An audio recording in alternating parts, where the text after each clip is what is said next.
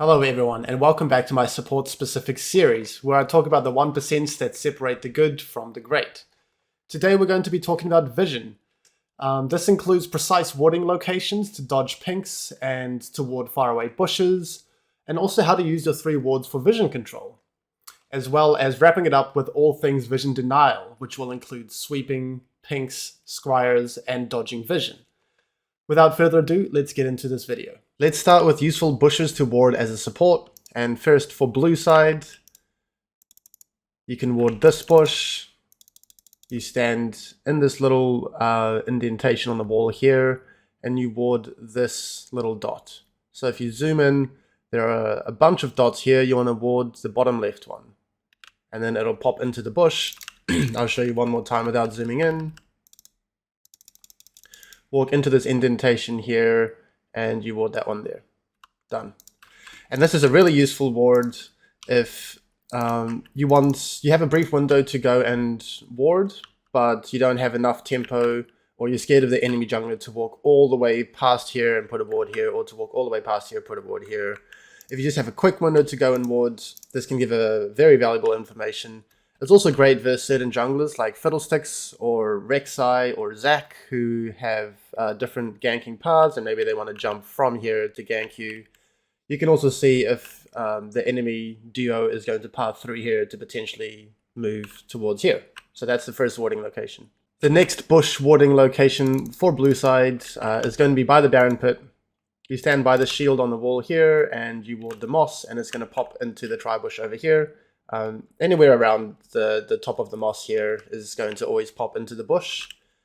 And then you can also ward this bush. So there's like a bit of a purple glow over here, and then there's like a rock right next to it. You stand by the rock, and you ward this skinny horizontal leaf in the middle of the skinny horizontal leaf. So I'll zoom in and do it first. Over there. And then it pops. It may not look like it's in the bush, but it is in the bush because you can see the target dummy over there. I'll do it one more time. You stand by the rocky outcrop, and yeah, you ward that horizontal leaf over there. It pops into the bush here, and I hope that these wards are a little bit more self-explanatory. If you're doing Baron on blue side and you're scared of a contest, maybe you're warding for the enemy jungler, if he's going to be sitting here or here waiting to look to counter the Baron, or if you're just looking for any of the enemy team around the Baron pit. Yeah, this is how you can ward without having to lose too much tempo and without having to overextend. Sometimes your whole team is on Baron and you don't have time to walk all the way around here and get a ward. You might get picked out. Quick ward over here, quick ward over here, and then you're good to go. We're now going to have a look at red side warding bushes. The first one, you stand in line with the top of the waterfall over here, and you ward anywhere along this curved rock meeting the water, and it's going to pop into the bush over here. And this is a great ward if you are losing prio on red side, and you want to see if you're getting ganked or if the enemy duo is rotating through to river, and you don't want to spend a lot of time moving all around here to get a ward here. Maybe it's not even safe to enter this area, so you just drop a quick ward over here and you're good to go. The next bush warding location for red side is going to be warding the tri-bush over here. So you're going to stand by the waterfall and you just drop a ward just above the grass, and it pops in through there. This is a pretty simple one, and this is when you don't feel like it's safe for you to pass around here toward the tri-bush. Honestly, this ward shouldn't be used too much, because if you are scared of pathing towards the tri-bush, then it's most likely that this tri-bush is pinked anyway, and you would rather find a ward over here to dodge the pink. But if you wanted to, this is exactly what you can do. And then the other warding location into a bush from Dragon Pit is this one, and this is a bit of a more useful ward. What you want to do is you want to stand here right by the giant root going in and out of the pit. And I have to zoom in to show you this one. At the bottom right of this bush, you see how there's a big leaf over there, and then there's a little leaf over there. If you ward by the intersection, it pops into the bush. I can show you one more time without zooming in. So you stand by the big root, and then you see you ward the intersection there, it pops in, and you can see the bush. So those should be all of the useful bush locations that you can ward as a support. I recommend to take your time and practice them in a practice tool, and maybe start by just zooming in and really finding the spots that I have been talking about until you get more comfortable and confident on these warding locations, so that when you play your rank game, you can just walk straight up here and then you can just ward the spot, and it just is a lot quicker. So with that being said, we're going to talk about a few different warding locations now, not in bushes, but provide very valuable information that is hard to deny. All right, so this is actually one of the hardest ones. There are some yellow flowers and some orange flowers, and there's a little bit of a rock that you can stand on. So this is useful for when you're blue side and you want to ward over here, but you don't want to ward within a possible pink location, and you don't want to walk around into the river because you don't have the safety or the tempo. So you stand on this rocky outcrop, and then there's this like fir tree over here. There's a big leaf area here, and you want to ward the middle area of this bottom leaf of this bush, and then it pops out over here. And as you can see the area that a pink ward would cover. If an enemy team placed it on the extreme edge of this bush, it's well out of view of that pink. Obviously, there's no pink possible to deny that information. You can see a lot of the river. You can even see most of the entrance. So if they go to Dragon, or if they do the Scuttle, or if their bot lane looks to roam, this is very valuable information from the safety on your side of the lane. So that's going to be the last hard to execute warding location. We're just going to talk about a few other warding locations now that are much easier to execute, that provide valuable information, are very hard to clear out, and are criminally underused in any level of play. So we're blue side once again, and we're going to move over here. Let's say we got some prior and we want to drop a ward around this area. The best ward that you can do is you put a ward between these two mushrooms poking out of the wall. And this provides vision of Gromp, it provides vision of this area of the jungle if people are moving through here, and it also is out of range of pinks from both the edge of this bush and the edge of this bush. So even if the enemy team really take their vision control seriously and place pinks on edge of bushes, you can see it's out of range of both of these bushes. So this is always going to be unable to be cleared by a pink unless they actively put a pink around this side instead, or they just sweep it, and then you can just move your wards appropriately. The next ward for blue side is going to be keeping with the same theme of giving really valuable information but not being able to be cleared out by pinks. This one has a lot of room for error, so I'm just going to move out of vision here so you can get a better sense of this terrain. There's a bit of lush green grass over here, and if you place a ward in this lush green grass section, it is out of range of a pink here and pink here. Okay, so you just put a ward here. Can't get pinked here, can't get pinked here, and there's a lot more room for error here. You can put it almost anywhere on this in the middle section of that green, luscious green terrain, and it won't get swept. Here is another ward around the same terrain. There is some blue flowers over here, and the biggest blue flower, you ward the biggest blue flower out of range of a pink on the edge of this bush, and provides the most valuable information of this area. If you just put a ward over here instead, or just here, you're not going to see the choke here. You're not going to get as much information as possible from this area. So this is another great warding spot for blue side. The last warding spot, it can be used for both blue and red side. I'm going to start talking about it from blue side's perspective. So there are some tufts of grass around this area. There are some yellow ones, and there's also this green tuft in the middle of these yellow ones, this green one here. Okay, you put a ward on that green tuft, and this once again dodges a pink from the edge of this bush, and it can provide valuable information. Let's say you're scared of the enemy team late invading. This isn't necessarily avoiding a pink, because no one's going to have a pink at level 1, but I'll just show you quickly. The enemy team wants to late invade red, and they move through here. They don't sweep out this area thoroughly. The ward's going to spot them. Even if They're not late invading. Let's say you're losing on blue side quite hard, and the enemy gets to control the pink over here, but you want to provide vision, defensive vision for both your bot lane and your mid lane. Then a ward here is great. If you get a ward here, you can see if the enemy mid or jungle moves through this choke and looks to 4-man you, or your mid laner can get valuable information around this area if he's going to get dove through here.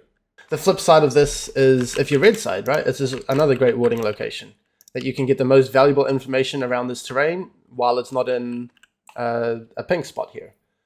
So, I mean, a mid laner would love this warding spot, but even as a support, let's say you're in the mid game and your AD and yourself are laning mid, and you get mid prior and you have a quick window to move and ward around here. So you put the ward on that luscious green tuft of grass and you'll dodge a pink and you'll get a lot of valuable information around this spot. The last couple spots I'm going to talk about are for red side. Akin to this area here, there's a location that you can dodge pinks on extreme edges of these two bushes, and it's a lot more finer, a lot less margin for error than this giant section over here. So let me just drop vision. There are some red dots around here, okay? The biggest, brightest red dot is where you need to ward. And like I said, it's a very fine margin for error, so make sure you ward that single red dot. And once again, as you can see, it's out of range of a pink on this extreme edge. It's out of range from a pink on this extreme edge. And this is going to be a really valuable warding location, once again, to provide information on a camp, on multiple intersections in the jungle, and avoid pinks. And now the last warding location. This is a bit of a different concept. This is more so a ward that can dodge lazy pinks, I like to call it, by the enemy. So let's say you're red side and you want to get some vision of the river, okay? But you're scared of there being a pink either in this bush or in this bush or in this bush or in all three. So you can dodge all three by warding beneath this chasm, this gap in the rock. You can put a ward right here, and lazy pink over here, it's not going to pick it up. Let's say someone just walks over here, puts a pink here, okay? Or closer to the wall, whatever. Lazy pink around here, there's a high chance that it's out of range of that. Lazy pink around here, it's going to get blocked by the wall, so it won't even be able to see it. Obviously, if the enemy team is trying to min-max their vision sweep area by the pinks, this is always going to get cleared out by putting it on edge here or edge here. But this stuff just isn't used at all in solo queue in any level, so oftentimes this ward can give you like really valuable vision when you shouldn't be able to get it at all. Let's say you're getting like, you're really behind, you're losing mid and bot hard, you find a ward over here, it dodges all three pinks, and they would be unlikely to sweep this area if they have pinks in all of these bushes, so this is just a handy tip to potentially dodge some lazy pinks. So to wrap up these specific warding locations for this video, this isn't every single vision trick or warding trick in the game. These are just the warding tricks and locations that are really helpful for the support role. That opportunities to use these tips and tricks should come up in almost every game that you play. And the good thing about this is that this is a very rare situation in League where jumping into practice tool and trying something over and over and over again is actually the best way to improve. Normally the game is very fluid with a lot of variables, but here wards and terrain always stay the same, so you can really hone your craft and practice all of these warding locations, and I recommend for you to do just that. The better you get and the more comfortable you get at these warding locations, the easier that you can do it in game. So, quick example, let's say you're blue side and your team is on Baron, okay? You're hitting Baron, your team is hitting Baron, and you don't have time to just perfectly stand here and slowly zoom in and line it up. You're going to get poked by the enemy team, Baron's going to hit you. But if you've practiced it heaps and in practice tool, you can just jump here, quickly zoom over, ward there, done, move away. Same here. Let's say you want to ward over here. You don't spend ages zooming in, finding the correct spot. You just insta-ward it and then you're moving away. And that could avoid you getting collapsed on or ganked, whatever. Time is of the essence for these things, and practice tool is our friend here.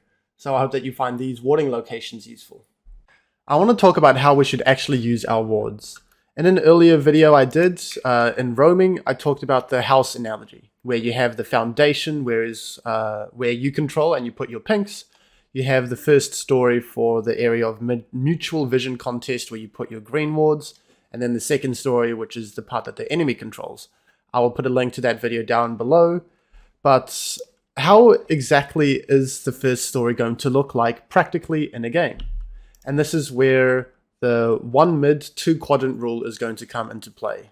You want to put 1 ward in the mid lane and then 2 wards in the quadrant that you want to control towards. So I'm not going to go over every iteration of the map in terms of towers being up or down as to exactly where wards should be placed at every point in the game. I'm going to give you a bit of credit there so that you can think for yourself where it is safe for you to ward and provide relevant information. But what I am going to do is I'm going to show you a game where we can say it's the mid to late game, or the mid game, where the enemy outers are down and you have wards that you want to place on the map. Okay, so you want to first ward mid as deep as is safely possible. I've talked about this before, but yeah, if you can shove mid wave and then get a really deep ward, then that's what you want to do. If your team cannot allow you to get mid prior and get a really deep ward, you can just chuck your ward around here. But first things first, you really need to ward the mid lane before you impact the side of the map. So that's where the 1 mid ward comes in. And then the 2 quadrant, let's say you want to control for Rift Herald or Baron.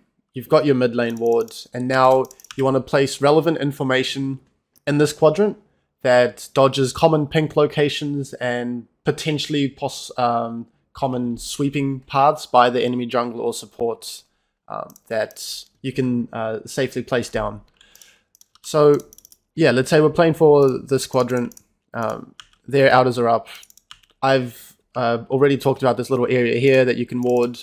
So we can have information on mid, we can have information on this area of the quadrant, and then we can get information around this area of the quadrant. This is very unlikely to be pinked as a bush.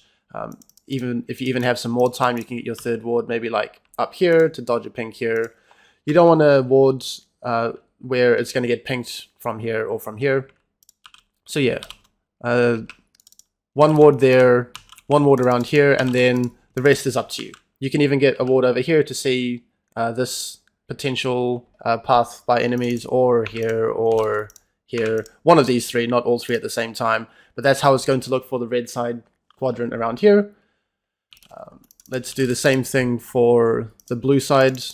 You get your mid lane ward first and foremost. And then a ward around this intersection, this choke point, is super valuable. You can see a lot of different potential paths that the enemy is coming from. And then you want to get some vision around this area, right? The only problem is that this is a very common pink location, so you don't necessarily want a ward right here.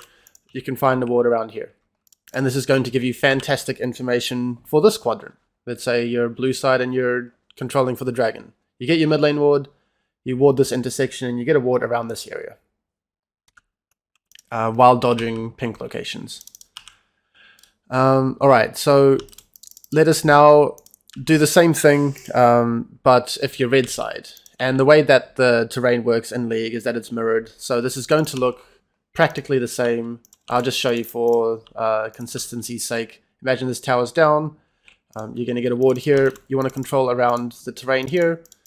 Remember this warding location here. You want to get some vision around here, and you can also dodge pink locations there. And then you want to get some kind of information around this area as well. Once again, same as around here. You can get awards somewhere here, and this is also a very uncommon pink location, so it's very unlikely to be swept. Or instead of here, you can drop a ward over here, or you can drop a ward over here and dodge a pink here. The point is that you find 2 wards in this quadrant that are not too close together, so that they both provide unique and relevant information, and they both dodge pink locations. Alright, so the final quadrant, we're going to talk about this side. Once again, we're always going to get our mid lane ward first, so 1 mid, 2 quadrant. The 2 in this quadrant, once again, same as this area here, is a very valuable intersection to ward, and then you want to get some information around this area now. And it's going to be the exact same thought process. You can put a ward here so that it dodges a pink, or you can even just ward here and clear pinks if you feel like that's possible in your game.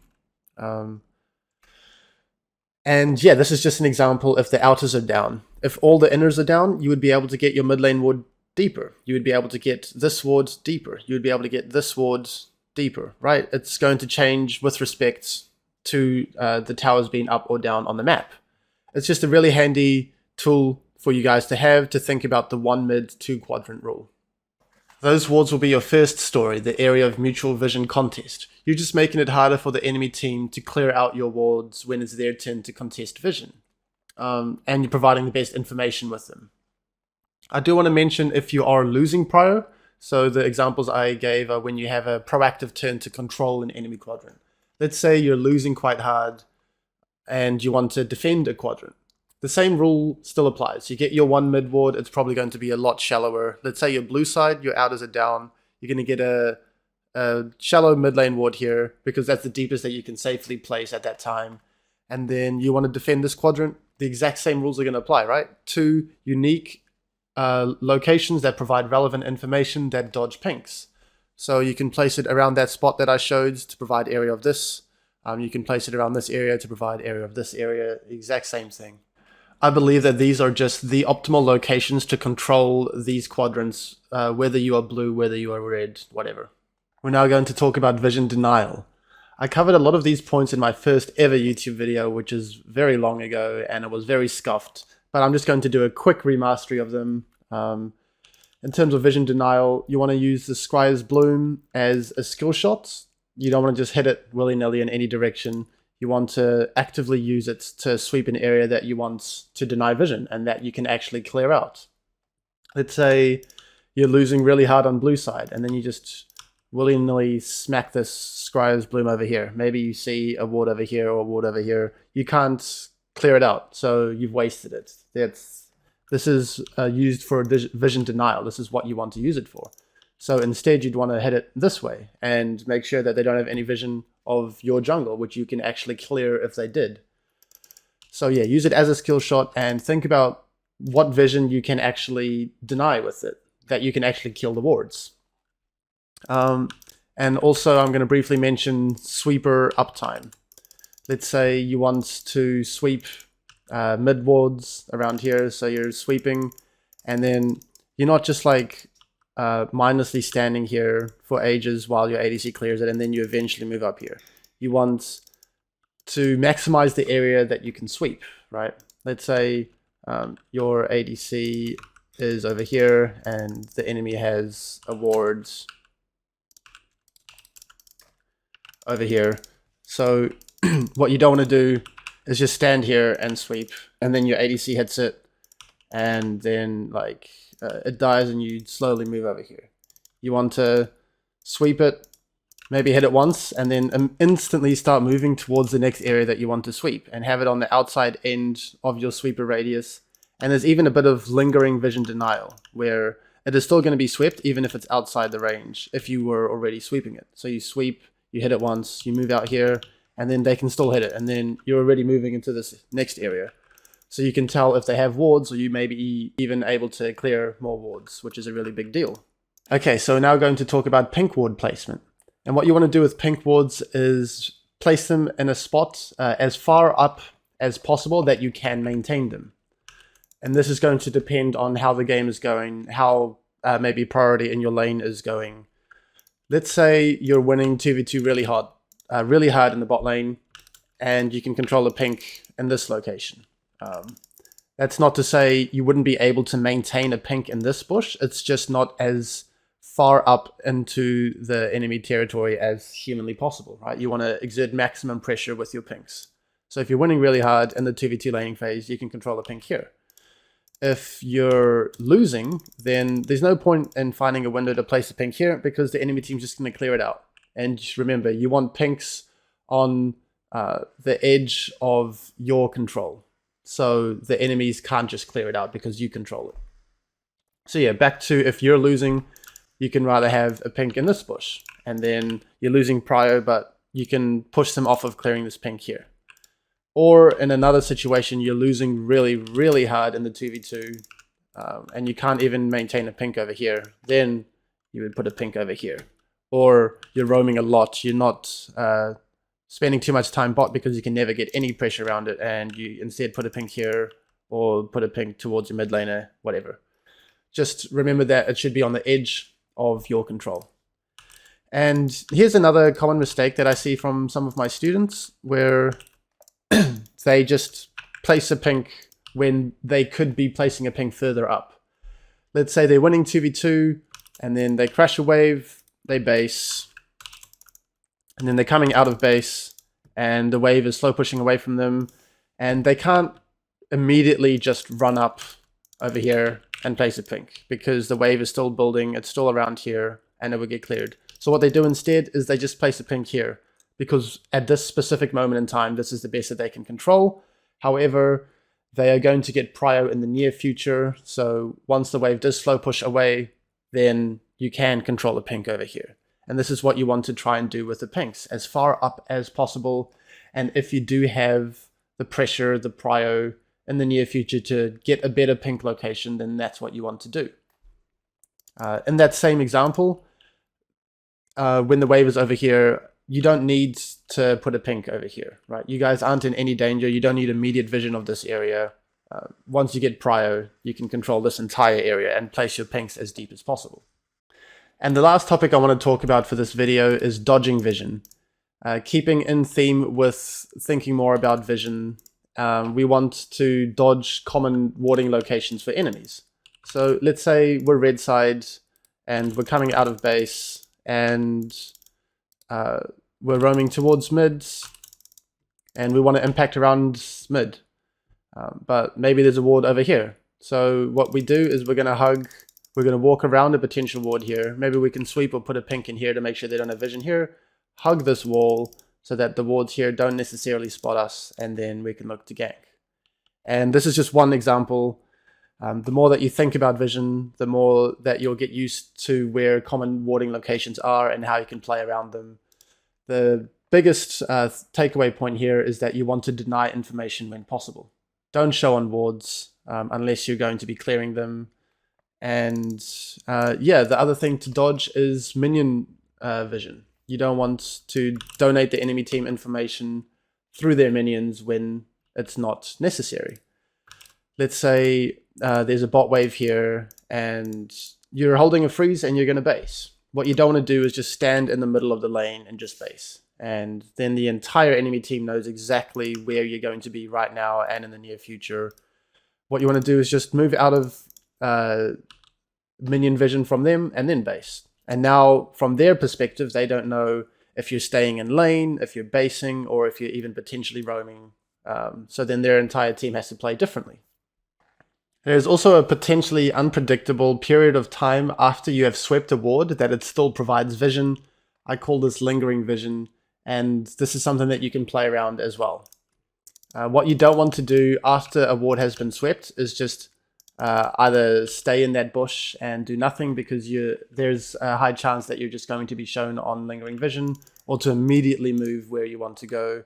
What you can do is start to play the mind games around lingering vision, where you sweep a ward and you clear it, and then you start pathing in the opposite direction that you actually want to go. And then after a few seconds, you double back, and now you've played around the lingering vision.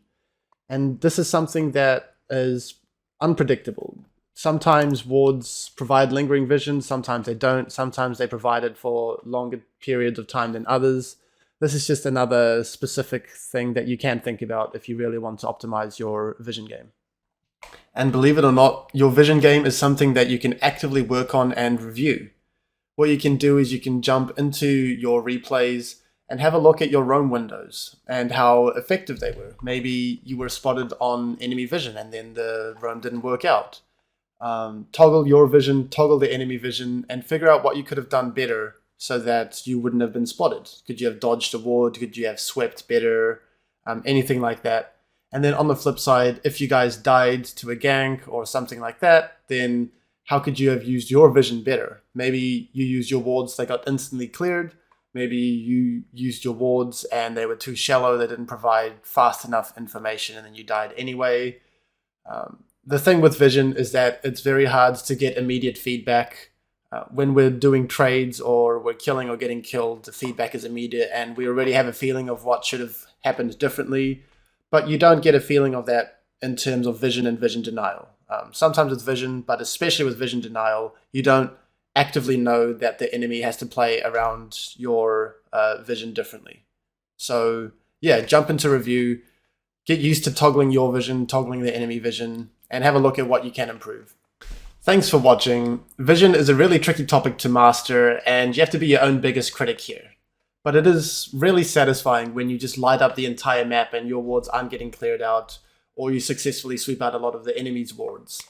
So I hope that this video helps you to emphasize the vision game more and provide those crucial pieces of information or denial of information that can swing a fight or a roam. Even if your vision efforts go unsung, you can know that you did a great job in that regard. So thanks again, and thanks for watching. Bye.